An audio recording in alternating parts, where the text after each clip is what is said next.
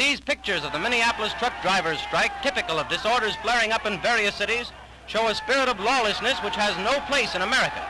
5,000 are in the milling mob, trying to prevent trucks from delivering needed food to the city.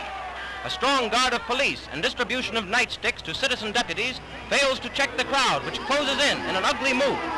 Outnumbering the police 10 to 1, they attack in gangs, the actual beginning of hand-to-hand fighting, in which one deputy was beaten to death and scores were injured.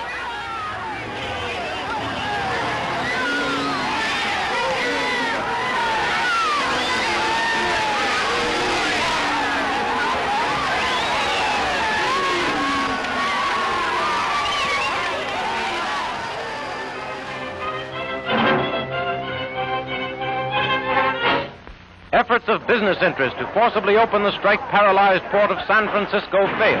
Open warfare rages through the streets of the city as 3,000 Union pickets battle 700 police. Guns, tear gas, clubs, and fists bring injuries to more than 80 persons and cause the death of 2. Listen to the strikers' side of the story. We are asking for a general strike to keep organized labor on the Pacific Coast. We are not only asking for it, but we're going to get it.